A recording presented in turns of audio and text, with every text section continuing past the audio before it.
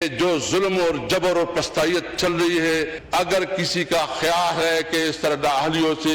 ہم دب جائیں گے، ہم پیچھے ہو جائیں گے، معاملہ تمام میں نے اس کو بے ہاتھ اٹھا کے کہتا ہوں کہ ہم کڑے ہیں عمران خان کے ساتھ، کڑے رہیں گے انشاءاللہ تعالی، اور اس تحریک کو منطقی ہم جہاں تک پہنچ جائیں گی۔ اس حکومت کی کوئی حیثیت نہیں ہے کہ یہ ملک میں فیصلے کرے، ہمیں جو بھی موقع ملا، جتنی قانون سازی ہوئے ساری قانون سازی کو جو انلیجٹمیٹ حکومت نے کی ہے اس کو فارغ کرے گی۔ پارم 47 کے پیداوار حکومت جس کی اپنی کوئی اخلاقی مورل اتھارٹی نہیں ہے، وہ آ کے حکومت چلائے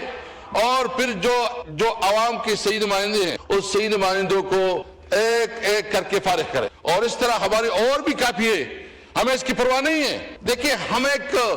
تاریخی جدوجہد کر رہے ہیں، ہم اس ملک کی سورنٹی کی جدوجہد کر رہے ہیں، ہم اس ملک کی بقا کی جدوجہد کر رہے ہیں، ہم اس ملک میں قانون اور آئین کی بالادستی کے لیے جدوجہد کر رہا ہے۔ عمران خان جو اس وقت جیل میں ہے وہ تو ضمیر کا قیدی ہے، اس کے خلاف جتنے کیسز ہیں، ہم کبھی نہیں کہتے کہ عمران خان کو آپ رہا کرو، اس کا مطلب یہ ہے کہ ہم کہتے ہیں کہ اس کے تمام کیسز کو میرٹ کے اوپر لے کے آؤ۔ آپ کو پتا ہے یہاں سارے بڑے بڑے قانون بیٹھے ہیں، وہی بات کر سکتے ہیں کہ جب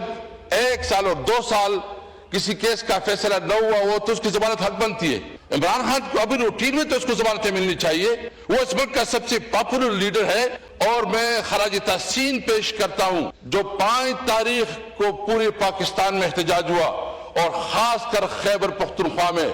سندھ میں، بلوچستان میں اور پنجاب میں جتنے لوگ نکلے ہیں۔ حالانکہ پنجاب میں جو فاشسٹ حکومت نے جس طرح رویہ رکھا، یہ تو ہمارا قانونی حق ہے، ہم تو جمہوریت میں تو لوگوں کو بولنے کی اجازت ہوتی ہے، لوگوں کو اپنے رائے کا اظہار کرنے کی اجازت ہوتی ہے، یہ حق ہمیں آئین دیتا ہے، قانون دیتا ہے، آپ کیسے ہمارے اس حق کو چھین سکتے ہیں؟ اور دلچسپ بات یہ ہے کہ اسمبلی کو تو ربڑ سٹمپ بنایا گیا۔ میں پیپل پارٹی سے پوچھنا چاہتا ہوں کہ کیا اس قسم کی جمہوریت آپ کو اچھی لگتی ہے؟ کیا اس کے اوپر آپ کی خاموشی، یہ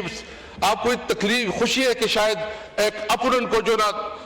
تکلیف ہو رہی ہے، اپوننٹ کو جو دبایا جا رہا ہے؟ لیکن یہ یاد رکھے کہ یہ جمہوریت کو دبایا جا رہا ہے۔ یہ ذوالفقار علی بھٹو کا جو فلسفہ تھا کہ انہوں نے اس ملک کو 1973 کا آئین دیا،